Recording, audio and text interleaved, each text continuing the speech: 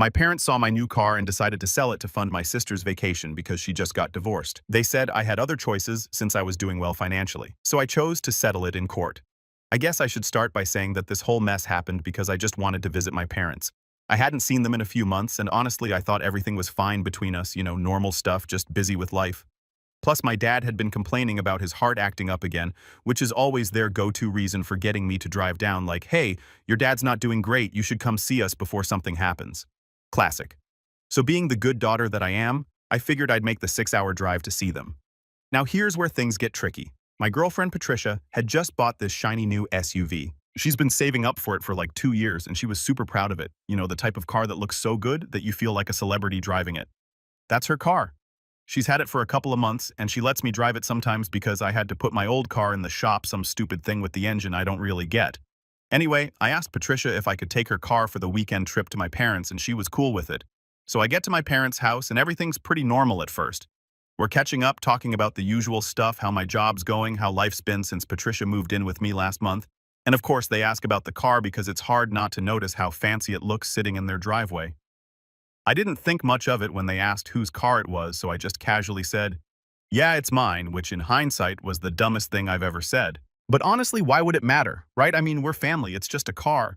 Fast forward to day 4 of my visit, I decided to meet up with a friend for lunch, one of those old high school friends who you only talk to a couple of times a year but still feel close to. So I'm out for a few hours, and when I come back to my parents' house, I notice something weird right away. The car's gone. At first I thought maybe my dad took it for a spin, which seemed kind of unlikely because his health isn't the best, but whatever. I didn't panic right away. So I go inside and ask, "Hey, where's the car?" My mom's just standing there in the kitchen, super casual, like nothing's wrong, and she's like, "Oh, we sold it." I'm sorry, what? For a second, I thought she was joking, like who sells someone's car without asking them, especially not your daughter's car, right? So I laughed, like, no, seriously, where's the car? But she wasn't laughing, she was dead serious. "We sold it," she said again as if it was the most normal thing in the world. I remember just staring at her, waiting for her to say it was a prank or something. But then my dad came in and backed her up saying they got a pretty good price for it. I think I blacked out for a second because it took me a minute to understand what was happening. They had sold Patricia's car, my girlfriend's brand new SUV that she saved for years to buy. They sold it just like that. When I finally started processing it, I was like, "What the hell do you mean you sold it? It's not even yours." And then my dad goes, "Well, you said it was yours, so we figured it was okay." I couldn't even form words like, who does that? Who sells a car without even checking if it's, legally theirs to sell? They start explaining how they took pictures of the car, sent them to some friends, and found a buyer who was willing to pay a lot for it. I asked them how much they got, and they said, "Oh, we gave the money to your sister. She needed a break after the divorce." At this point, my brain was short-circuiting. My sister.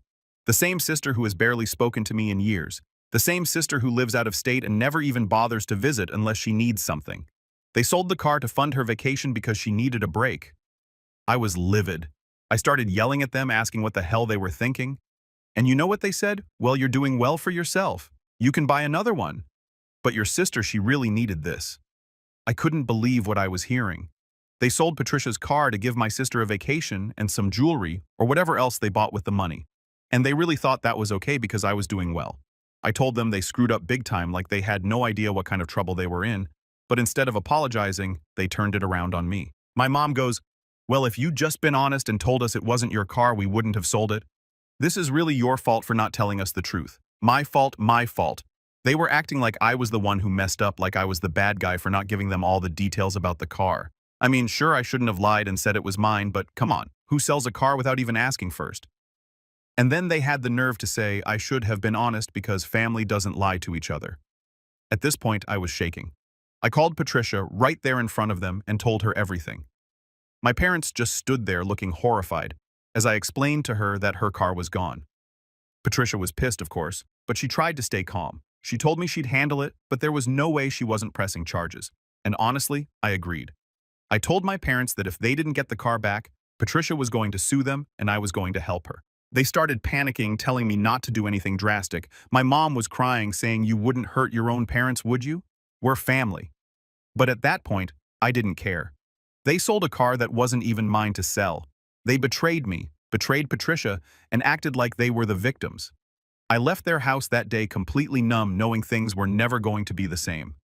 After I left my parents' house that day, I knew things were about to get messy.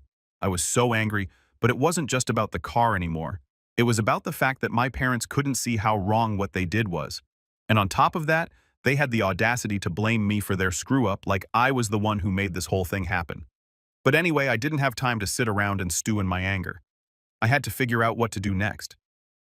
Patricia was understandably pissed, and the more I thought about it, the worse I felt for her. She had worked so hard to save up for that car. She deserved better than having her car sold off without even knowing it. It was like everything was happening in slow motion, and I was stuck in this nightmare of a situation I couldn't control. First things first, I called my parents and told them to get the car back. I didn't care what they had to do, call the buyer, offer them more money, whatever it took. They had no choice. But of course, they started in with the excuses. My dad was all, "Oh, we already gave your sister the money and we don't want to upset her." Are you serious? I don't know what my sister's deal is, but she always somehow gets away with everything. It's like my parents have a permanent blind spot when it comes to her. The second she says she's upset or needs something, they're ready to bend over backward to make sure she's happy. But me, I'm just supposed to be the responsible one who has to understand everyone else's problems. This time, though, I wasn't going to let them get away with it. I told them straight up that if they didn't get the car back, Patricia was going to press charges. And honestly, I'd be right there with her, backing her up all the way. And that's when my mom went into full panic mode. She started begging me, saying, "You wouldn't do that to your own family, would you?" It was like she was trying to guilt trip me into dropping everything. But I wasn't having it. I mean, they weren't even sorry for what they did. They were just sorry they got caught. And of course, instead of admitting they screwed up, my dad started blaming me again. He was like, "If you had just told us the car wasn't yours, none of this would have happened. You should have been honest with us from the start." I wanted to scream, like, how is this my fault? They sold a car without asking, and somehow that's on me.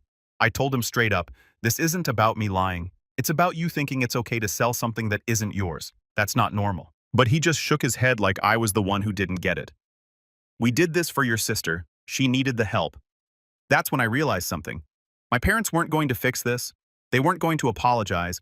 They were just going to dig their heels in and pretend they were in the right because they did it for family, as if that somehow makes it okay to screw me over. After that call, I sat in the hotel room with Patricia, going over everything that had happened. She was trying to stay calm, but I could see she was just as upset as I was. And she had every right to be. I mean, this was her car we were talking about. I was just caught in the middle of it, but she was the one who had to deal with the fact that her car had been sold without her permission. It wasn't fair. We started talking about what our options were. Patricia was ready to press charges, and honestly, I didn't see any other way. We tried being reasonable. We tried asking them to fix it, but they were acting like it wasn't a big deal. Like selling someone else's property was just something that could be forgiven because they were family. It wasn't just about the car anymore, though. It was about respect. My parents didn't respect me. They didn't respect Patricia. They just thought they could do whatever they wanted, and I'd roll over and take it because that's what I've always done. But this time was different. This time they crossed a line, and I wasn't going to let it slide. Patricia decided to call her lawyer and get the ball rolling on the legal side of things. I didn't want it to come to that, but at the same time, what choice did we have? My parents had already shown they weren't going to fix it on their own. So if this was what it took to get the car back, then so be it. Later that evening, I got another phone call from my mom.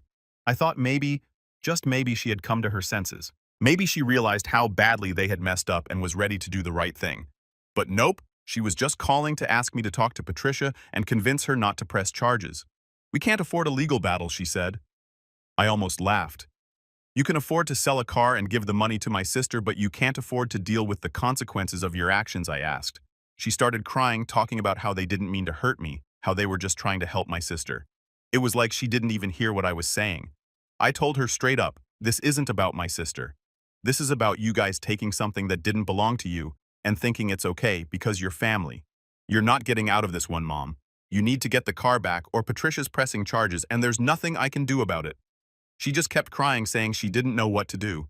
I almost felt bad for her, but then I remembered how she didn't feel bad when she sold Patricia's car without even thinking twice.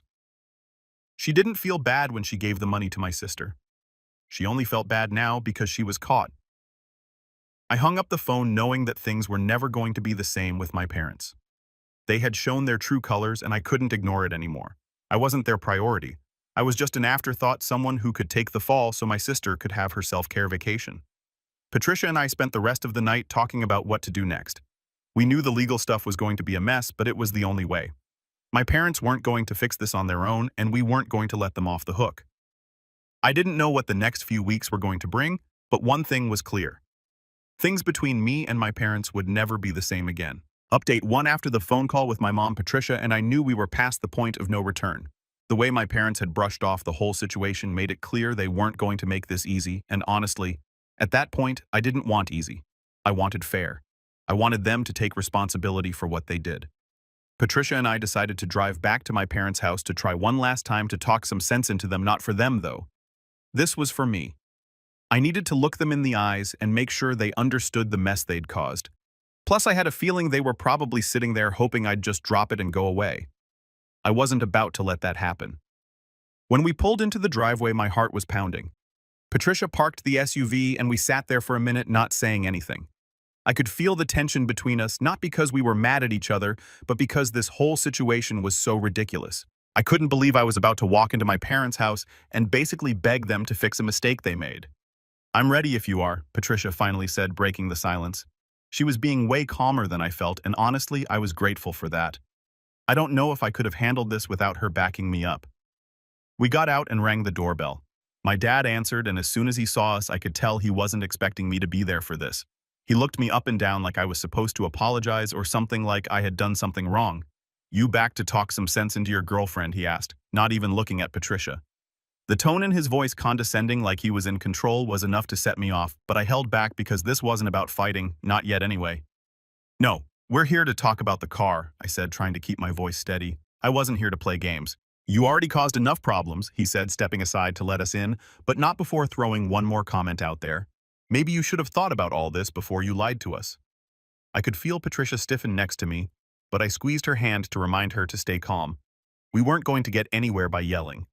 We walked into the living room, and my mom was sitting on the couch looking all nervous, like she had been crying. My guess was she'd spent the last hour trying to convince herself they were the victims here. She didn't even say hello. She just looked at us like we were bringing bad news into her house, instead of coming to fix the mess she helped create. "Mom. Dad. We need to talk seriously." I started sitting down across from them. Patricia stayed standing, her arms crossed clearly, not interested in wasting time. "We've already explained everything," my mom said softly, trying to act like the wounded party.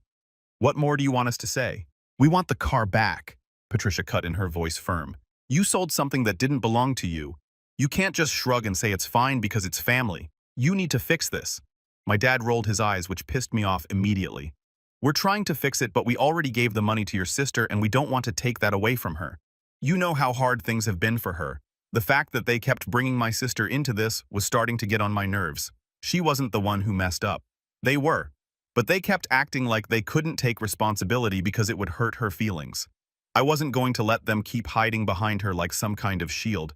"I don't care about her vacation," I snapped. "This isn't about her. This is about the car. You need to get it back." My dad crossed his arms, looking all annoyed. "You're being unreasonable. It's not like you can't afford another one. You're doing well, aren't you?" I couldn't believe it. Doing well, that's what this was about. They thought because I wasn't struggling financially, it was okay to just steal something from me. I felt my face getting hot and I knew I was about to lose it. "That's not the point," I yelled, standing up. "This is about respect.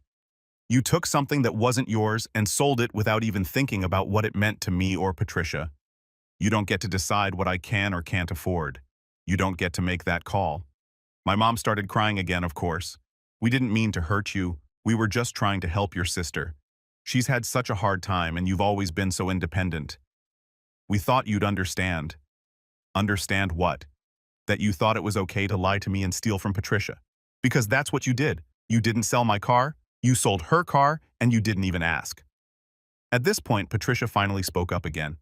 "Look, this doesn't have to get ugly. We just want the car back. Get in touch with this guy you sold it to, offer him the money, and we'll move on. But if you don't, I will press charges, and I don't want to do that, but I will."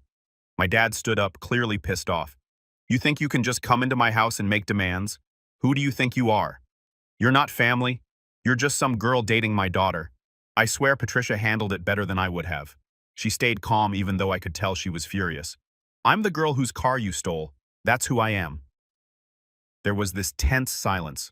My mom looked at my dad like she was begging him to back down, but he wasn't having it. He was too stubborn. I could see that now. He wasn't going to admit he was wrong, not ever, not even to save his own skin. "We're not doing this," my dad finally said, shaking his head. "If you want the car back so bad, take us to court, but I'm not giving in to your threats." I looked at Patricia and she nodded. That was it. We tried to be civil, but they left us no choice. "Fine," I said, grabbing my bag and standing up. "We'll see you in court then." As we walked out, my mom called after me saying something about how we were making a big mistake and how she never thought I'd turn on them like this, but I didn't turn around. I didn't look back. Patricia and I got into her car, and as we drove away, I knew one thing for sure. This wasn't about the car anymore. This was about respect, and they were about to learn that the hard way. Update 2. So after leaving my parents' house that day, Patricia and I were dead set on pressing charges. We tried to be civil to give them a chance to fix things, but they blew it. I was mentally preparing myself for the mess that was about to unfold with lawyers, court dates, and all that, but just when I thought things couldn't get worse, I got a call from someone I really didn't expect to hear from my sister. Now a little backstory on my sister. We have been close for years. She lives out of state, rarely visits, and honestly, we're more like acquaintances than siblings at this point. She's the golden child in my parents' eyes, and I've just learned to live with it, but her calling me now, that was weird. I hadn't even spoken to her since this whole car situation blew up. At first, I ignored the call. I was already drained from everything that had happened, and I didn't feel like getting into more family drama, but she kept calling over and over until finally I answered, just to get it over with. "Hey," I said, trying to keep my voice neutral. She didn't even bother with small talk. "What the hell is going on?" she demanded. "Mom and Dad just called me saying you're threatening to sue them. What are you doing?" I swear I could feel my blood pressure rise instantly. The nerve of her calling me and acting like I was the problem here. I took a deep breath, trying to stay calm. "They sold Patricia's car," I said without asking. "They gave you the money, by the way, so you should probably know that." There was this pause on the other end of the line, and then she hit me with it. "So what? You can't just take them to court over something like this. They're our parents. You need to let it go." I had to laugh. I couldn't help it. Let it go. Are you serious? They sold something that didn't belong to them. That's illegal. This isn't just some misunderstanding like they want you to think. She got defensive right away. They were just trying to help me out. I've been going through a lot and they didn't want to use their own savings. What's the big deal? It's just a car. That's when I lost it. It's not just a car. It's about them not respecting me or Patricia. They think they can do whatever they want and we're just supposed to smile and nod because it's family, but this time they crossed the line. She was quiet for a second and I could tell she didn't really care about what I was saying. She just wanted me to stop causing trouble for our parents. Then she tried to guilt trip me. "You've always had it easier," she said. "Like that was supposed to mean something to me. You've got a good job, a good girlfriend. You don't need the money like I do.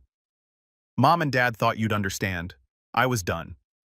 "You think this is about money? It's about them stealing from Patricia and then blaming me for it, and now you're calling me acting like I'm the bad guy. You know what? I don't care what you think. This isn't your problem. This is between me, Patricia, and our parents, so stay out of it." She didn't like that at all. "You're being selfish," she snapped. "They raised you. They've done so much for you, and this is how you repay them." I almost couldn't believe what I was hearing. She had no clue what I'd been through with them, how I'd always been treated like the one who had to understand everyone else's problems. I wasn't their priority, not ever, but now when they were in trouble, suddenly it was all about family and how much I owed them. "I don't owe them anything," I said firmly, "and I definitely don't owe you an explanation.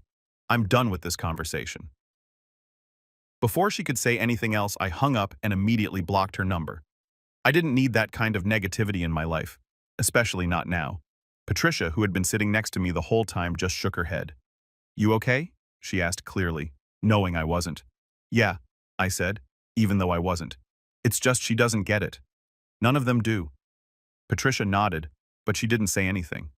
She didn't need to. She knew this was bigger than the car. It was about years of being the one who had to let things slide while my sister got everything handed to her. It was about my parents always assuming I'd be fine, that I'd take care of myself because I was doing well, but this time, I wasn't going to just let it go. This time, I was standing up for myself and for Patricia. She deserved better than to have her car sold off like it was nothing, and I deserved better than to be treated like an afterthought. Later that night, we sat down and talked through the next steps. Patricia was still set on pressing charges, and honestly, I was too. But before we did that, we decided to give my parents one last chance to make it right. I knew it was probably pointless, but a small part of me was hoping they'd finally realize how badly they'd messed up. We drove back to their house the next morning, and I was dreading it the whole way there. I didn't know what to expect, but I had a feeling it wasn't going to go well. When we rang the doorbell, my dad answered again. This time, he didn't even try to hide his irritation. "What do you want now?" he snapped. Patricia stepped forward. "We're giving you one last chance," she said, her voice calm but firm.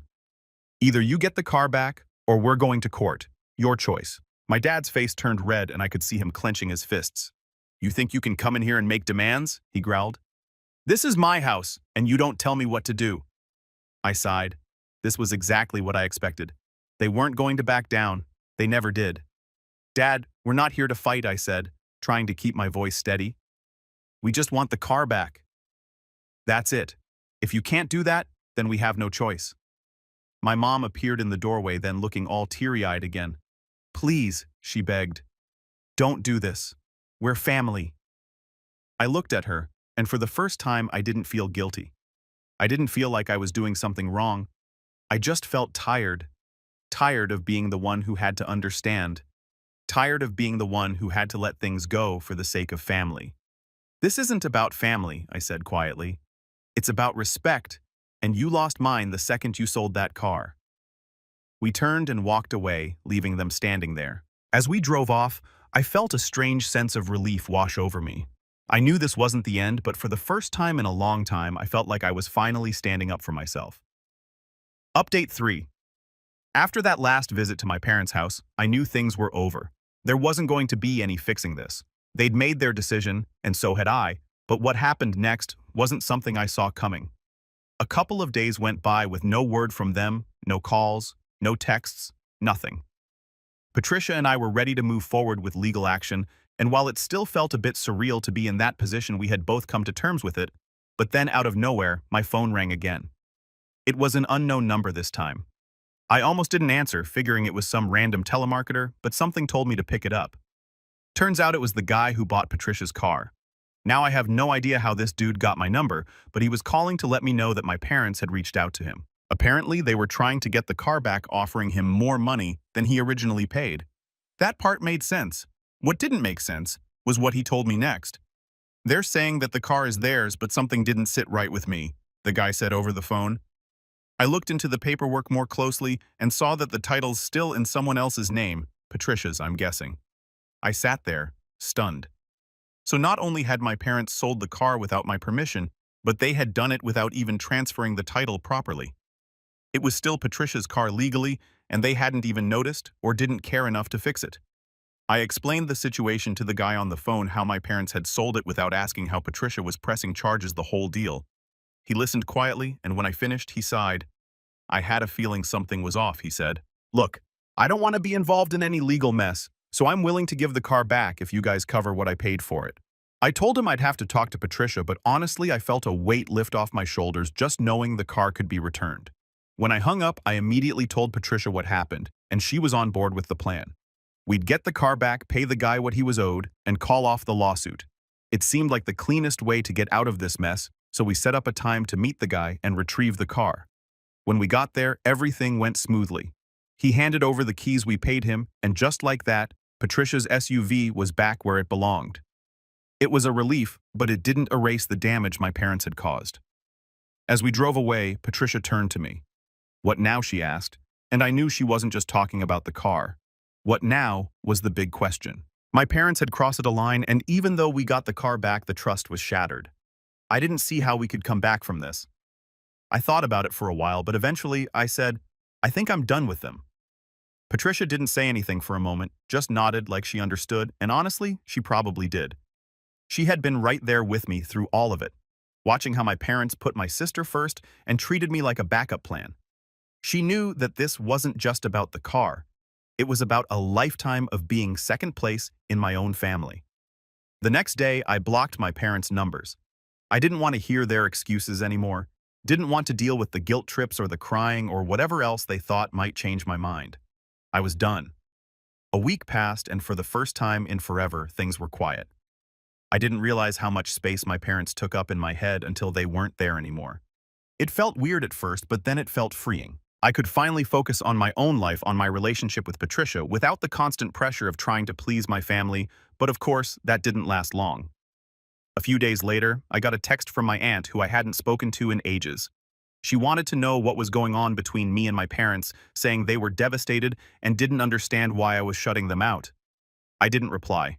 I knew that if I did, it would just turn into more drama. My parents were good at playing the victim, and I wasn't about to get sucked back in. Then out of nowhere, my sister texted me. I hadn't heard from her since that last blow-up on the phone, so seeing her name pop up on my screen made my stomach drop. I didn't want to deal with her, but part of me was curious, so I opened the message. "You seriously blocked mom and dad. What's wrong with you?" That was it. No apology, no attempt to understand my side of things, just more blame. I didn't even bother replying. I blocked her too. Patricia and I decided to take a trip to clear our heads. We packed up the car, the real car this time, and hit the road for a few days. It wasn't a big vacation or anything, just a little getaway to remind ourselves that life didn't have to be full of drama and chaos. It was nice to get some distance from everything to spend time with the one person who had been solid through all of this. On the way back home, I thought a lot about the whole situation with my parents. Part of me was still sad about how things turned out. I mean, no one really wants to cut off their family, but at the same time, I knew it was the right choice. My parents weren't going to change. They would always put my sister first, always expect me to just deal with whatever nonsense they threw at me, because that's what I'd always done, but not anymore. When we got back from the trip, I felt different, lighter, like I had finally let go of something that had been weighing me down for years. I didn't know what the future held, but I knew one thing for sure. I was done letting my parents control my life. I was done being the backup plan, the one who had to understand and make sacrifices for everyone else, and honestly, it felt pretty damn good.